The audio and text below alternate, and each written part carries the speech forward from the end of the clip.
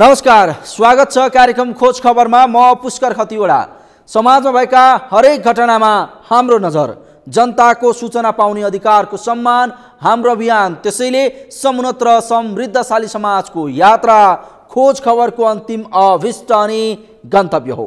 बालबालिका हराएका धेरै समाचार सुन्नु भएको होला, तर प्रायले यसमा चासो राखेको पाइँदैन। आज हामी नेपालमा बालबालिका हराउने क्रम र यसको कहाली लाग्दो तथ्याङ्कका साथ उपस्थित भएका छौँ। के तपाईलाई थाहा छ नेपालमा एक दिनमा कति बालबालिका हराउँछन्?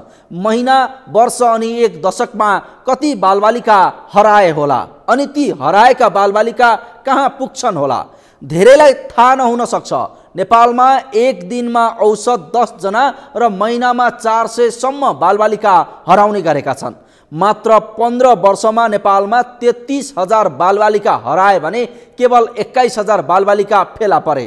बाँकी 12,000 बालबालिका अझै बेपत्ता छन्। आखिर कहाँ पुग्छन् हराएका बालबालिका? के छ त्यसको वास्तविकता? हेरौँ यो रिपोर्ट। नेपालमा बालबालिका हराउने क्रम बढ्दो।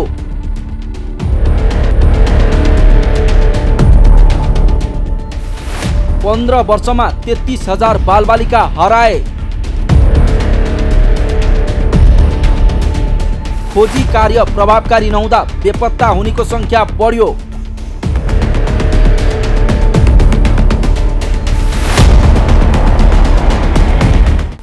नेपालमा विभिन्न कारणले बालबालिका बेपत्ता हुने क्रम बढेको सरकारी तथ्याङ्कले देखाएको छ।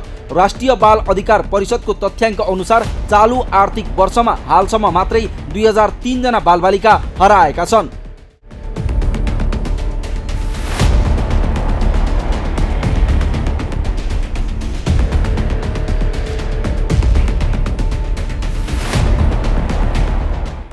पछिल्ला वर्षहरूमा विभिन्न कारणले बालबालिका हराउने क्रम बढेको सरकारी तथ्याङ्कले नै देखाएको छ।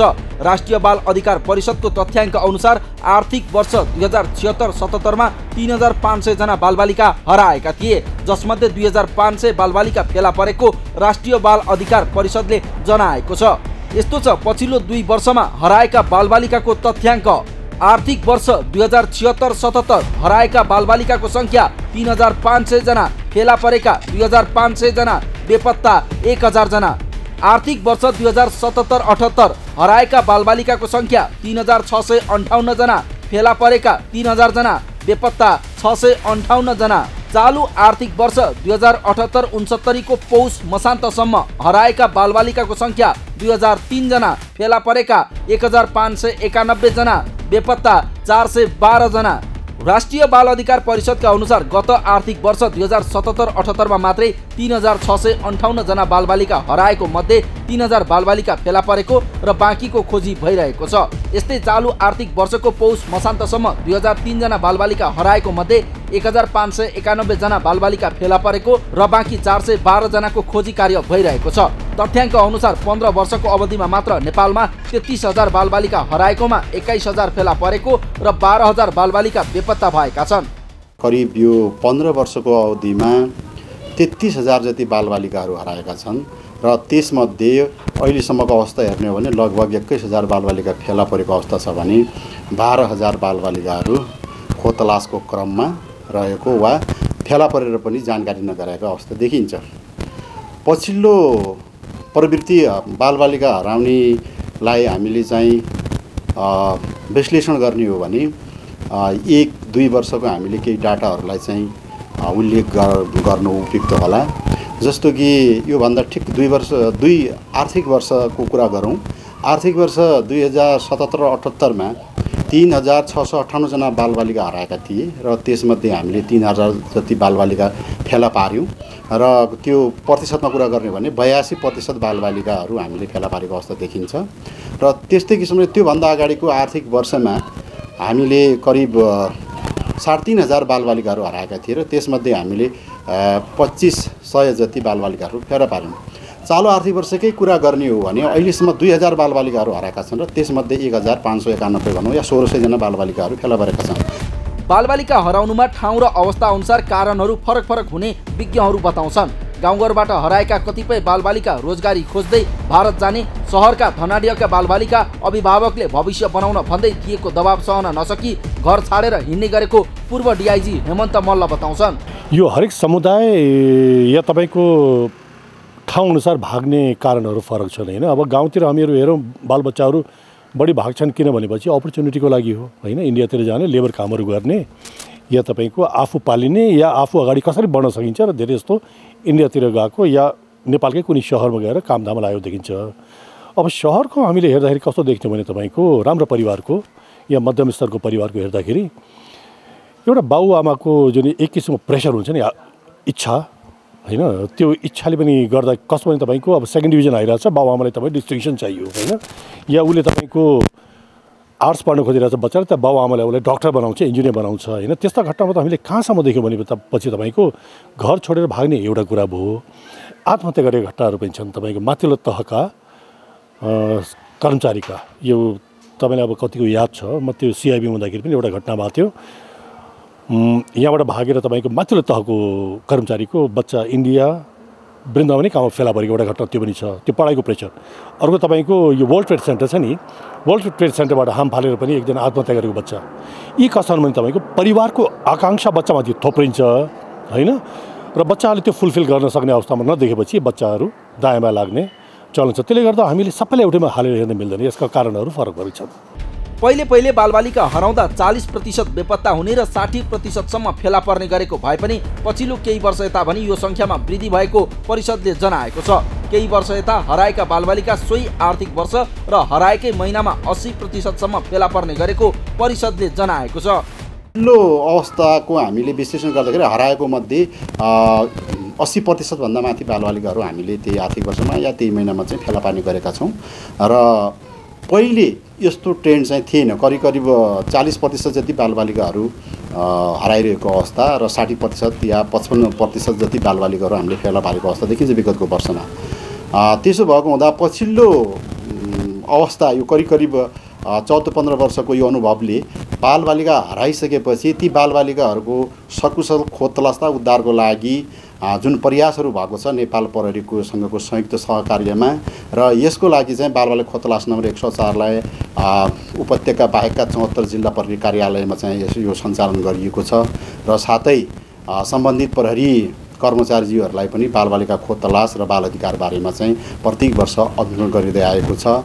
बालबालिका हराएपछि अभिभावकले सूचना दिन आउने तर भेटिएपछि त्यसको सूचना सम्बन्धित निकायलाई नदिँदा हराउने बालबालिकाको सङ्ख्या बढेको देखिएको विज्ञहरू बताउँछन्। यस्तै बालबालिका हराउँदा यसलाई सरकारले गम्भीर रूपमा नलिने र व्यक्तिको समस्याको रूपमा छाड्दा हराएका बालबालिका नभेटिने गरेको विज्ञको तर्क छ।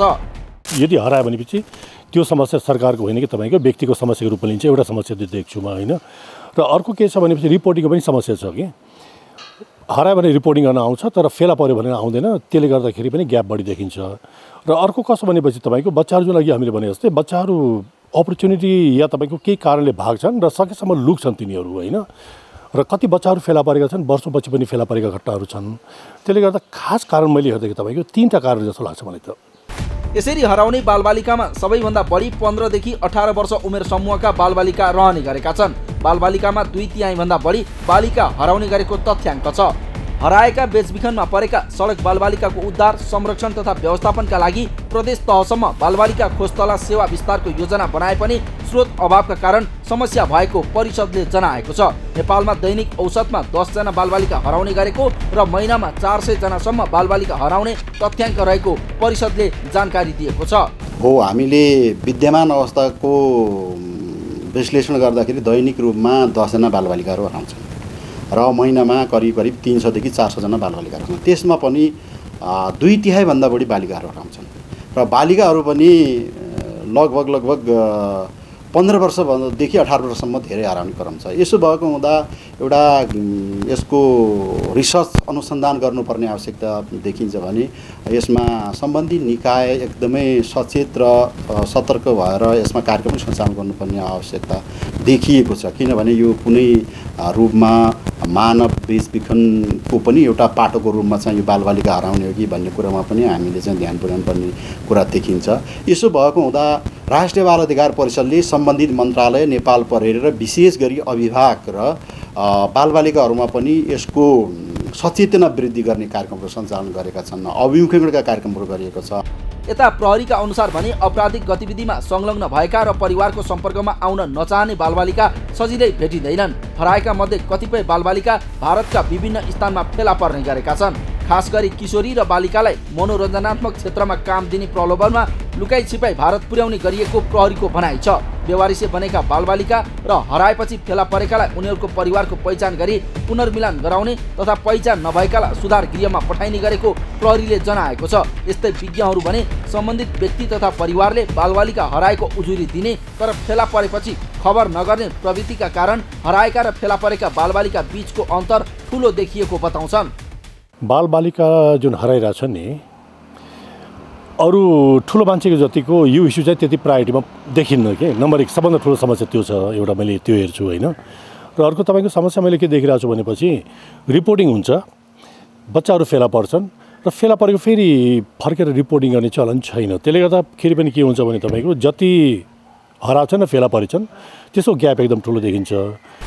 यसरी वर्षौंदेखि बालबालिका हराउने क्रम बढ्दै गए पनि यसबारे प्रभावकारी अनुसन्धान भने भएको छैन। स्थानीय तहसम्म बालबालिका खोज तलास सेवा विस्तार नहुनु तथा सीमा पार पुगेका बालबालिकाको खोजीका लागि समन्वयकारी निकाय नहुनु अर्को समस्या हो। तसर्थ अब ठूलो संख्यामा बालबालिका कहाँ हराइरहेका छन् र उनीहरू कहाँ पुर्याइन्छन् भन्नेबारे सरकारले गहन अनुसन्धान गर्न जरुरी छ।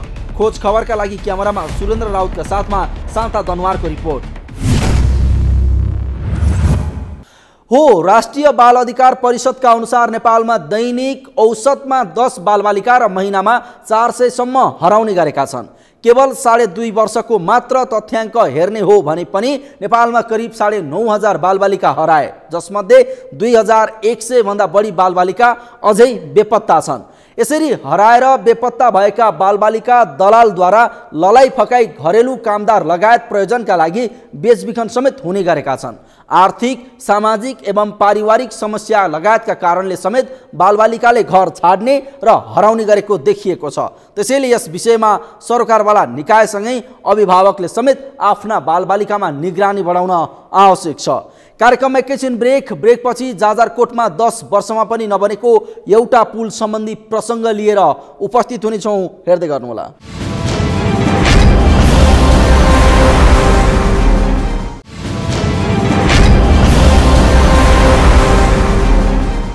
ब्रेकपछि स्वागत छ। कार्यक्रम हो खोज खबर। एउटा सामान्य पुल बनाउन कति समय लाग्ला? अझ पुलको लम्बाइ केवल 100 मिटरको भए यसको निर्माणमा बढीमा कति समय खर्च हुन्छ होला? 1 वर्ष, 2 वर्ष, बढीमा 3 वर्ष। तर जाजरकोटमा भने 10 वर्षमा पनि एउटा सामान्य 100 मिटरको पुल निर्माण भएको छैन। निर्माण त पर जाओस्, यो 10 वर्षमा केवल 2वटा पिलर, त्यो पनि आधा मात्रै बनाइएको छ। मध्य पहाडी लोकमार्ग आयोजना अन्तर्गत जाजरकोटको भेरी नदीको पुल 10 वर्षदेखि अलपत्र छ। काम थालेको 10 वर्षमा पनि किन निर्माण सम्पन्न हुन सकेन?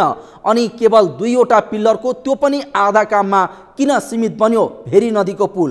के छ त वास्तविकता? हेरौँ यो रिपोर्ट। मध्य पहाडी लोकमार्गमा पुल निर्माणमा चरम ढिलाइ।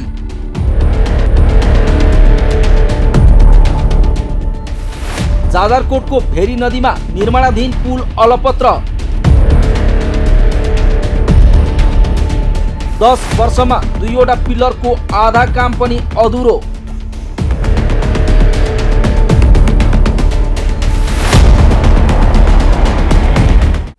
मध्य पहाडी लोकमार्ग आयोजना अन्तर्गत जाजरकोटको भेरी नदीमा निर्माण थालिएको पक्की पुल अलपत्र परेको छ।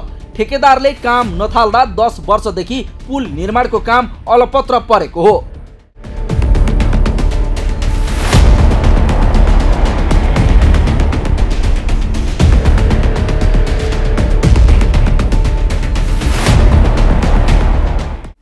पश्चिम रुकुमको चौरजहारी र जाजरकोटको कुदु जोड्ने भेरी नदीमा निर्माण थालिएको पक्की पुल अलपत्र परेको छ। मध्य पहाडी लोकमार्ग आयोजना अन्तर्गत पर्ने पुल 10 वर्षदेखि अलपत्र परेको हो। पुल निर्माणमा भएको ढिलाइले रुकुम र जाजरकोट 2 जिल्लामा सडक सञ्जाल जोडिन सकेको छैन। मध्य पहाडी लोकमार्ग अन्तर्गत भेरी नदीमा निर्माण थालिएको पक्की पुल निर्माणको कामले गति लिन नसक्दा पश्चिम रुकुम र जाजरकोटका स्थानीय घुमाउरो यात्रा गर्न बाध्य छन्।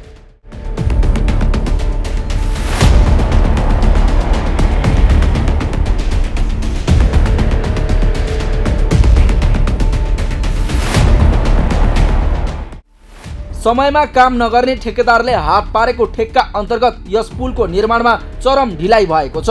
पुल निर्माण थालेको मात्र 10 वर्ष भयो। यतिको वर्षमा पुलको प्रगति भने शून्य बराबर छ। पुलको निर्माणको जिम्मा लिएको वाइपी कन्स्ट्रक्सन प्राली ललितपुरले हालसम्म 2वटा पिलरको त्यो पनि आधा पनि काम गरेको छैन। यसरी निर्माण गर्ने भन्दै ठेक्का हात पारेका ठेकेदारले काम अलपत्र पार्दा स्थानीय यसैका कारण आफूहरूले शास्ति भएको बताउँछन्। धेरै पहिलेको टेन्डर हो। मध्य पहाडी लोकमार्ग अन्तर्गत पूर्वदेखि पश्चिमसम्म मध्य पहाडबाट जुन बाटो खोलिएको छ, यो बाटोलाई कर्णालीसम्म पुर्याउन, पश्चिमसम्म छुवाउनको लागि नितान्त मध्यबिन्दुमा रहेको यो चौरजारी 0 पोइन्टको पुल बन्न सकिरहेको छैन। यो साह्रै दुःखद छ हामीलाई। ट्रान्सपोर्टेसन आवत जावतमा यसले चाहिँ धेरै गरेको छ। अर्को कुरा के छ भने यहाँको यो व्यापारिक केन्द्र हो जुन, यसलाई पनि यसको कारणले चाहिँ पछाडि धकेलिरहेको छ। किनभने जाजरकोटसम्म छिन्चुदेखि नेपालबाट आउने बाटो पिच भएर जाजरकोट खलङ्गा त्योभन्दा माथि गइसकेको छ। तर यतातिरको छोटो बाटो त्यो पिच हुन सकिरहेको छैन। अब अर्को एउटा विकल्प भनेको हामीले प्रयोग गर्न सक्ने जाजरकोटको बाटो हो। जबसम्म यो मध्य पहाडीको चाहिँ पुल बन्दैन तबसम्म चौरजारीको व्यापार बिजनेसदेखि लिएर आम उपभोक्ताहरूलाई पनि आउजात गर्न यसले चाहिँ साह्रै नै अप्ठ्यारो भएको छ। ठेकेदारले पछिल्लो पटक पुल निर्माणमा 4 वर्षको समय अवधि मागेर निर्माण थालेको भए पनि अझैसम्म पनि यसको निर्माणमा चासो नदिएको स्थानीयको आरोप छ। यसरी निर्माण अलपत्र हुँदा पश्चिम रुकुम र जाजरकोट जोड्ने यातायात नचल्दा यात्रामा कठिनाइ भएको स्थानीय बताउँछन्। सरकारले ठेकेदारलाई दबाव वा कारवाही गरेर भए पनि निर्माणको काम अघि बढाउन स्थानीयको माग छ। रुकुम र जाजरकोट जोड्ने, पश्चिम रुकुम र जाजरकोट जोड्ने यातायात साह्रै कठिनाइ भएको छ। आवाजावत गर्न साह्रै कठिनाइ भएको छ। त्यसकारणले अहिले अब मध्य पहाडीको काम पनि सुचारू भइराखेको छ र अब यो यथाशीघ्र यो पुल निर्माणको निमित्त हामीले पनि जनस्तरबाट दबाब दिइरहेछौँ र राज्यले पनि अलि बेखबर भन्दा पनि खबर गरेर तत्काल अविलम्ब कारबाही गरेर हुन्छ। यदि उक्त समयमा त्यो पुल बन्दैन भने कारबाही गरेर भए पनि नयाँ टेन्डर गरेर भए पनि तत्काल यथाशक्य छिटो त्यो पुल निर्माण हुनुपर्छ भन्ने मेरो धारणा हो। 13 करोड 47 लाख लागतमा 2069 सालमा पुल निर्माणको ठेक्का पाएको वाइपीले 3 वर्षमा पुल निर्माणको कार्य सम्पन्न गर्ने गरी सम्झौता गरेको थियो। तर पिलर ठड्याउने डिजाइन फेल भएको बहाना गर्दै निर्माण कम्पनीले बिचैमा काम अलपत्र छाडेको छ। पुल निर्माण हुन नसकेकै कारण 2 जिल्लाको विकास निर्माणका काममा बाधा पुगेको स्थानीयको भनाइ छ। पुल नभएकै कारण 2 जिल्लाका नागरिकले खाद्यान्न ओसार पसारदेखि आवत जावतमा समेत समस्या भएको स्थानीयको गुनासो छ। पुल नहुँदा जाजरकोट, दैलेख, रुकुमका स्थानीय अस्पताल जान समेत समस्या भोग्दै आएको स्थानीय बताउँछन्। एकदमै दुःख भइरहेको छ। चौरजारी जानलाई हामी जगतिपुरको मान्छे कुदु गएर, कुदुबाट मोटेला गएर, मोटेलाको बाटो भएर चौरजारी मिसन हस्पिटल जानलाई पनि हामीलाई अप्ठ्यारो छ। एम्बुलेन्समा बिरामी लिनलाई अप्ठ्यारो भइरहेको छ। आवत जावत गर्नलाई निकै अप्ठ्यारो छ। सामान्य एउटा झोलुङ्गे पुल भएका हुनाले अहिले चाहिँ सामान्य बाटो चाहिँ चलिरहेको छ, मान्छे आवत जावत भइरहेको छ। तर यातायातको साधन चल्न सकेको छैन। एम्बुलेन्सहरू अवरुद्ध छ। पारीको बजारको सहयोग लिन पाएको छैन। चौरजारीमा सस्तो बजार प्रयोग गर्न पाएका छैनन् मान्छेहरूले। धेरै अवरुद्ध भयो। यो पुलको गति लिन नसकेको, बाटोको गति लिन नसकेको कारणले यो अहिलेसम्म हामीलाई चाहिँ क्षति बेहोर्नु परिरहेको छ। यो रुकुमको चौरजारी र जाजरकोटको कुदुलाई जोड्ने यो मोटरेबल पुल जुन मध्य पहाडी लोकमार्गले यति बेला पुललाई हेरिरहेको छ र वाइपी कन्स्ट्रक्सनले यसलाई ठेक्का लगिरहेको अवस्था छ। यहाँको स्थिति र यहाँको स्थानीय बासिन्दालाई वास्तवमा निकै दुःख भइरहेको अवस्था छ। यो मध्य पहाडी लोकमार्ग अन्तर्गत पर्ने यो भेरी नदीमा पुल, मोटरेबल पुल नबन्दै गर्दा यहाँका स्थानीयवासीले दिनौँ दुःख भोग्नु परेको र शास्ति बेहोर्नु परेको अवस्था छ। खाद्यान्न ओसार पसारदेखि लिएर वारिपारी गर्दा विभिन्न खालका समस्याहरू भोग्दै आएका छन् यहाँका स्थानीयवासीले र कुदुका स्थानीय अथवा जाजरकोट, दैलेख, रुकुमका धेरै स्थानीयवासीलाई हस्पिटल जान अस्पताल गर्न समेत कठिनाइ भएको देखिन्छ। यो पुललाई अलिकति राज्यले ध्यान दिएर राम्रोसँग निगरानी गरेर यो पुललाई निर्माण गर्ने र समयमै निर्माण गरेको भए यहाँका स्थानीय बासिन्दाले त्यति दुःख शास्ति खेप्नु पर्थेन। यहाँका नेताहरूको लाचारिताको पराकाष्ठ हो भन्ने मलाई लाग्छ। पूर्वदेखि पश्चिमसम्म जोड्ने मध्य पहाडी लोकमार्ग आयोजना अन्तर्गतको पुल निर्माण थालिएको वर्षौं बितिसक्दा पनि ठेकेदारकै लापरवाहीले अलपत्र परेको भेरी नगरपालिका 13 का वडा अध्यक्ष गोपाल बहादुर बटालाको पनि आक्षेप छ। उनी टेन्डर भएको 6 वर्षमा वाइपी का ठेकेदार राजु श्रेष्ठले कछुवा गतिमा काम गरेका कारण पुल निर्माण अलपत्र परेको बताउँछन्।